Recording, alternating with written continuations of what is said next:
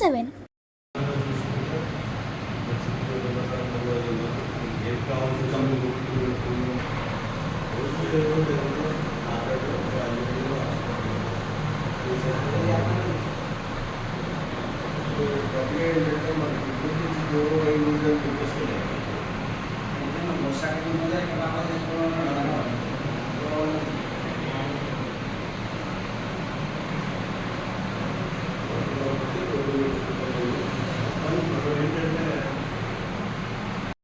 హైవేకి అతి చేరువలో ఉంది ఇది.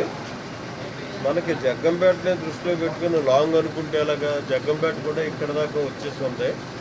రెండోది ఏంటంటే రాంబాబు జగ్గంపేట టౌన్ నుంచి వచ్చేటటువంటి పేషెంట్లందరికీ కూడా ఫ్రీ ట్రాన్స్పోర్ట్ అరేంజ్ చేస్తున్నాడు. వ్యాను రేపు బుధవారం నుంచి ప్రారంభమవుతుంది.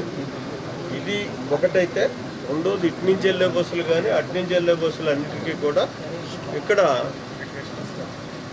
మామూలు రిక్వెస్ట్ స్టాప్, అది రిక్వెస్ట్ కాదు, ఒక స్టాప్ పెట్టడానికి మాత్రం నేను ఇప్పుడే మాట్లాడాను డిఎంఓ తోటి. ఖచ్చితంగా లెటర్ రాసి పంపించండి అన్నాడు. ఇప్పుడు లెటర్ రాసి పంపిస్తాను. ఇక స్టాప్ కూడా వస్తుంది.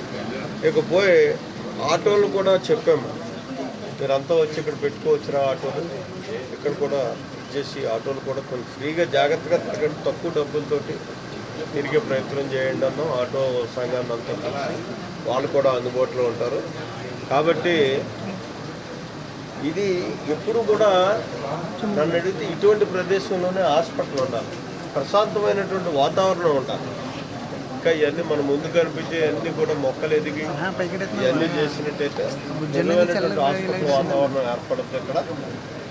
ఆ రకంగా ఉన్నప్పుడే హాస్పిటల్లో పేషెంట్ వేగా ఇది అవ్వడానికి అవకాశం ఉంటుంది. కాబట్టి పరంగానే రెండోది ఇంకోటి, మనకి ఈవేళ ఫోన్ కొడితే వచ్చేటటువంటి అంబులెన్సెస్ ఉన్నాయి కదా, అవన్నీ కూడా చేస్తాయి. యథాతథంగానే ప్రయత్నం చేయడం జరుగుతుంది. ఇంకొకటి ఏంటంటే యాక్సిడెంట్ అవ్వాలని మాత్రం నువ్వు కోరుకో.